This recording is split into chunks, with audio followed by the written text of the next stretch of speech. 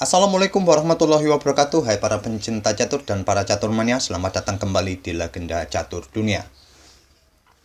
Jangan lupa kawan, 3 hari lagi tanggal 19 kandidat turnamen akan dilanjut lagi setelah tahun kemarin sempat dihentikan setelah setengah putaran akibat isu COVID-19. Sementara sampai setengah putaran ini klasemen masih dipimpin oleh Maxim, diikuti Ian Nepo, dan diikuti oleh Fabiano Caruana dan seterusnya. Seperti diketahui kawan, kandidat turnamen adalah untuk menentukan siapa yang akan menantang juara dunia bertahannya. Kalau saat ini juara bertahannya adalah Magnus Carlsen. Dan Magnus Carlsen sendiri pernah 2 kali mengikuti kandidat turnamen. Tahun 2007 yang menggunakan format knockout, Carlsen langsung ditumbangkan oleh Levon Aronian di babak pertama dan tidak berlanjut ke babak berikutnya. Tapi di tahun 2013 kawan, Magnus Carlsen kembali ikut kandidat turnamen yang menggunakan format double round robin dengan 8 pemain. Inilah kawan susunan 8 pemain yang bermain di kandidat turnamen 2013. Dan Magnus Carlsen pada tahun itu kawan, sebelum jadi juara dunia sudah menempati ranking 1 dunia dengan elo rating 2872. Tentu saja Magnus Carlsen jadi unggulan pertama di turnamen kandidat 2013 ini. Yang akhirnya dia berhasil juga menjuarai kandidat turnamen dan menantang juara dunia saat itu Viswanathan Anand dan berhasil merebut gelar juara dunia dari Viswanathan Anand di tahun yang sama. Di video ini kawan, admin akan ulas satu permainan Magnus Carlsen di turnamen kandidat 2013 saat itu, saat melawan Boris Gelfand. Boris Gelfand ini adalah penantang Viswanathan Anand di seri kejuaraan dunia sebelumnya, dan Boris Gelfand tidak berhasil mendapatkan atau merebut gelar juara dari Viswanathan saat itu. Di sini Magnus Carlsen kawan memegang putih mengawali permainan dengan pion E4.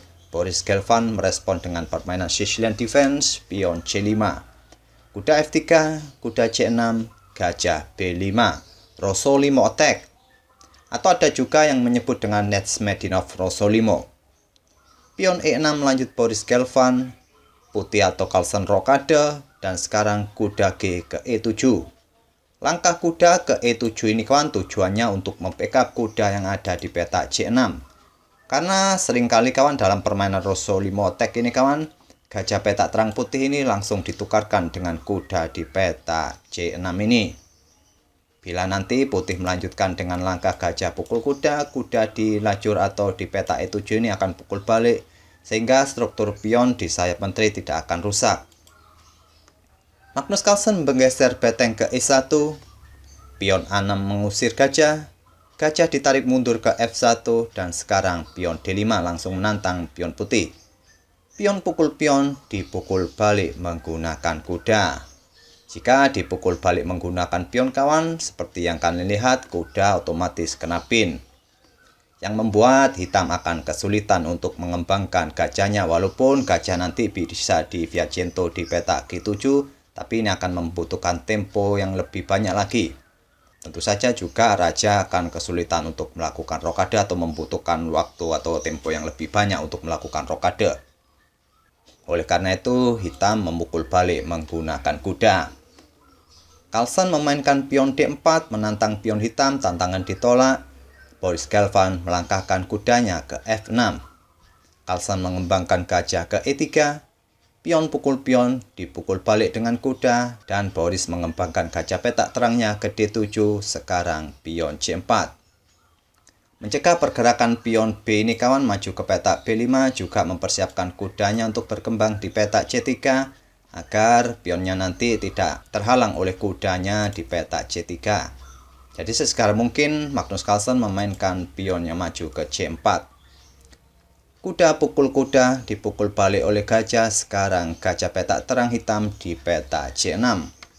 Spot yang cukup cantik, yang cukup ideal bagi gajah petak terang ini kawan, langsung mengincar diagonal atau peta G2. Carlsen melanjutkan pengembangan kuda C3. Gajah hitam E7 mempersiapkan diri untuk rokade. Pion A3 lanjut Magnus Carlsen. Rencana mendorong pion-pionnya ini kawan maju ke depan dihadang dengan pion A5. Carlsen melanjutkan dengan langkah menteri ke D3. Boris Kelvin rokade di langkah ke-15, beteng A digeser ke D1, menteri hitam ke C7, dan gajah ke E5 menyerang menteri. Menteri ke B6 mengincar pion B2, dan Carlsen menggeser menterinya ke G3 meninggalkan pion B2-nya. Pion ini adalah pion racun kawan, tidak perlu bagi kawan-kawan bila pada posisi ini untuk memukulnya menggunakan menteri. Jika kawan-kawan memilih langkah ini kawan, maka selanjutnya putih akan menerapkan jebakannya dengan langkah kuda ke D5. Membuka diagonal bagi gajah untuk menyerang menteri sekaligus akan memberikan ancaman skakmat di beberapa langkah berikutnya. Mungkin kawan-kawan mengira bahwa menteri hitam ini bisa menghindar dengan pukul pion DA3 menantang pertukaran menteri. Tapi tentu saja kawan, putih akan melanjutkan dengan langkah kuda pukul kuda dengan tempo skak. Pion tidak bisa pukul kuda karena sudah mendapatkan pimpinan dari menteri putih. Begitu juga dengan gajah pukul kuda akan menghilangkan penjaga bagi menterinya yang bisa dipukul oleh menteri putih. Jadi mungkin raja hitam akan bergeser ke H8 dan putih akan melanjutkan dengan beteng ke D3. Selanjutnya kuda akan ditarik mundur ke peta H5 untuk memberikan tekanan bagi pion yang ada di peta G7 nanti. Oleh karena itu kawan, pion B2 ini adalah pion racun, menteri hitam tidak perlu pukul pion ini. Boris Kelvin pun tidak melakukan langkah itu, dia melangkahkan beteng F ke D8 menantang beteng putih.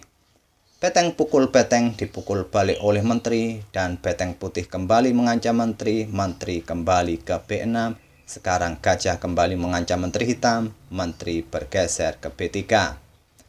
Tetap kawan, ancamannya masih sama. Bila menteri hitam tadi pukul pion B2 ini, maka ancamannya tetap sama seperti yang saya tunjukkan di langkah sebelumnya. Magnus Carlsen menggeser betengnya naik ke D3. Bersiap memberikan discover attack bagi menteri hitam di langkah berikutnya kawan. Di sini Boris Kelvin melangkahkan menterinya ke C2. Dan pion B4 lanjut Magnus Carlsen. Pion pukul pion dipukul balik oleh pion A. Hitam sekarang mempunyai lajur A yang sudah dikontrol oleh betengnya. Yang tentu saja beteng nanti ke peta A1 ini bisa jadi ancaman serius bagi putih. Boris Kelvin melanjutkan langkah kuda ke H5 menyerang menteri dan menteri ke peta E5. Di sinilah kawan satu momen yang cukup penting di permainan ini, di mana hitam harus memutuskan bagaimanakah langkah yang harus diperbuat di langkah berikutnya. Langkah beteng yang saya tunjukkan lagi ke peta A1 ini terlihat cukup menjanjikan untuk menyerang gajah yang ada di peta atau mengepin gajah yang ada di peta F1 sehingga menteri bisa pukul beteng nantinya. Tapi apabila variasi ini yang dipilih oleh hitam kawan, seperti yang kalian lihat, beteng bersiap atau mengepin gajah dan menteri hitam bersiap pukul beteng. Tapi variasi ini akan menguntungkan bagi putih bila langkahnya akan dilanjutkan jadi seperti ini. Diblokade oleh kuda di D1, beteng pukul kuda, dipukul balik oleh beteng putih, dipukul balik oleh menteri hitam, menteri putih ke B8 skak. Hanya bisa ditutup oleh gajah, sekarang gajah ke C5.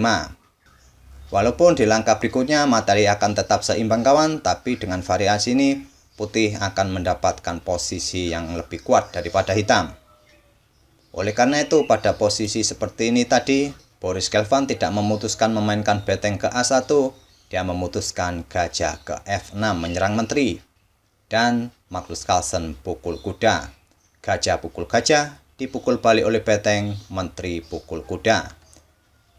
Sekarang tak terasa sudah di langkah ke-27 kawan, secara materi masih cukup berimbang. Tapi Magnus Carlsen mempunyai keuntungan pion mayoritas di sayap menteri, 2 pion melawan 1 pion.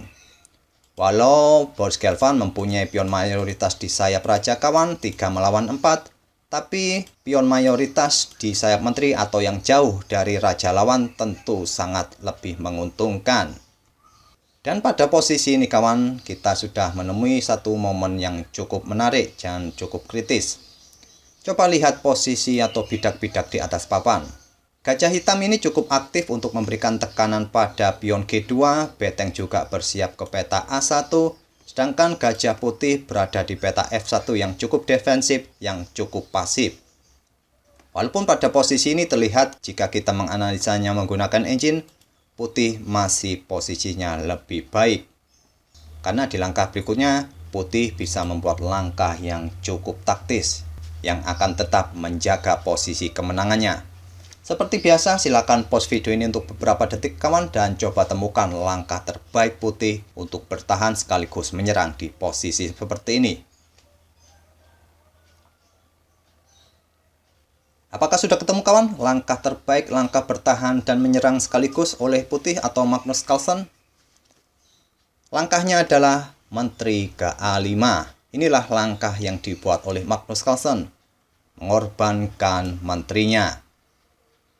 Tentu saja bila beteng pukul menteri kawan, beteng putih akan memberikan ancaman skak, hanya bisa ditutup oleh gajah. Setelah beteng pukul gajah terjadi skak mat.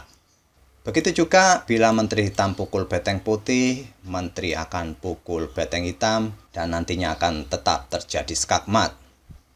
Dan langkah defensif terbaik bagi hitam di posisi ini adalah menggeser beteng ke F8. Langkah inilah yang dimainkan oleh Boris Gelfand dan Magnus Carlsen menggeser menterinya ke B6, melindungi pion serta betengnya. Boris Gelfand melanjutkan dengan langkah pion E5 mengancam beteng. Beteng turun ke D1, sekarang pion G6 membuka ruang bagi rajanya. Pion B5 balas Carlsen mengancam gajah, gajah ke E4, menteri ke F6 mengincar pion E5. Dan Boris Gelfand membalas dengan pion H5 membuka ruang lebih bagi rajanya. Pion H4 balas Magnus Carlsen, gajah ke F5, beteng putih naik ke D5 memberikan ancaman bagi pion E5. Bisa saja kawan, hitam membackupnya dengan beteng di peta E8, putih akan membalas dengan mendorong pion-pionnya di langkah-langkah berikutnya ini. Di sini Boris Gelfand mengorbankan pionnya kawan, dia menempatkan menterinya ke peta C1. Jika putih salah pukul pion ini menggunakan beteng, maka akan dimanfaatkan oleh gajah peta terang hitam ke peta D3 untuk memberikan ancaman bagi gajah di peta F1. Tentu saja Carlsen memukulnya dengan menteri. Sekarang Carlsen unggul 1 pion. Boris Gelfand membalasnya dengan langkah gajah ke E6 mengancam beteng. Beteng turun ke D4, sekarang beteng hitam digeser ke A8. Mengancam pion dengan beteng di C8 mungkin terlihat menjanjikan, tapi langkah ini bisa diantisipasi oleh putih dengan menteri ke E2. Oleh karena itu, Boris Gelfand langsung menempatkan betengnya di A8, mempersiapkan betengnya kembali nanti ke peta A1. Menteri putih turun ke E2, Raja Hitam naik ke H7. Kenapa Raja Hitam harus bergeser ke peta H7 kawan? Kenapa hitam tidak langsung menempatkan betengnya di peta A1? Karena langkah beteng langsung ke peta A1 ini adalah langkah blunder dari hitam yang akan memberikan kesempatan bagi putih untuk memberikan ancaman skakmat dengan beteng di D8, raja ke H7, dan menteri ke E5. Menteri ataupun beteng bisa ditempatkan di peta H8 untuk ancaman skakmat. Walaupun hitam mencoba dengan langkah menteri pukul gajah skak, raja ke H2, menteri ke G1 skak atau ke H1 skak sama saja, raja ke G3, beteng naik ke A3 skak, dan ditutup dengan pion. Dan sudah tidak ada lagi kesempatan bagi hitam untuk melakukan skak lagi. Ancaman putih adalah skak mat di peta H8. Oleh karena itulah kawan, pada posisi seperti ini, Boris Gelfand melangkahkan rajanya ke H7 terlebih dahulu, barulah nanti akan menggeser betengnya ke A1. Magnus Carlsen melanjutkan dengan langkah beteng ke D1, tidak memberikan kesempatan lagi bagi hitam untuk menguasai baris pertamanya. Menteri ke C3, menteri putih ke E4, dan beteng hitam ke A1 menantang beteng putih. Beteng pukul beteng, dipukul balik oleh menteri, sekarang pion C5. Menteri hitam ke C3, menteri pukul pion B7, dan Boris Gelfand menempatkan menteri ke E1. Tidak mencoba untuk pukul pion C5 ini kawan, karena tetap saja kawan, pion di lajur B ini akan didorong Magnus Carlsen, dan selanjutnya tentu ancamannya adalah promosi menteri di langkah-langkah berikutnya. Pada posisi ini, bila menteri hitam pukul pion, hitam akan kehilangan gajahnya. Mungkin karena itulah Boris Gelfand mengambil resiko dengan langkah menteri ke peta E1, menggunakan kesempatannya di langkah berikutnya menempatkan gajah di petak C4 untuk bersiap pukul gajah di F1 ini. Carlsen tetap mendorong pion B6, gajah ke C4, menteri putih ke F3, menteri pukul gajah skak, raja ke H2, dan menteri hitam digeser ke B1. Pion tetap didorong, menteri naik ke B5, dan pion C6 lanjut Magnus Carlsen. Gajah ke D5 mengancam menteri dan bersiap mengeliminasi pion C6. Magnus Carlsen hanya menggeser menterinya ke G3, dan di sini di langkah ke-48 Boris Gelfand menyerah. Tujuan menteri ke petak G3 ini sudah terlihat jelas kawan, untuk memberikan backup bagi pionnya untuk didorong promosi menteri, dan juga mengontrol petak H4 serta petak G2 dari kemungkinan serangan dari hitam. Oleh karena itu pada posisi seperti ini Boris Gelfand pun menyerah. Saya tak perlu melanjutkan lagi kawan langkah-langkah hingga bidak-bidak habis. Kawan-kawan pasti sudah mengerti pada posisi seperti ini selanjutnya putih akan mempunyai 2 menteri kawan. Oleh karena itu di posisi inilah Boris Gelfand menyerah. Permainan melawan Boris Gelfand di putaran ke-10 ini kawan mungkin salah satu atau permainan terbaik Magnus Carlsen di turnamen kandidat ini. Di awal-awal permainan tadi, Magnus Carlsen tidak mendapatkan keuntungan selama permainan babak pertengahan, tapi dengan langkah yang presisi dan kesabaran, akhirnya Magnus Carlsen mendapatkan keuntungan yang lebih baik dari babak tengah sampai permainan akhir tadi. Semoga permainan dari Magnus Carlsen ini kawan bisa menghibur kawan-kawan semua, dan kita akan bertemu di video-video berikutnya. Terima kasih. Wassalamualaikum warahmatullahi wabarakatuh.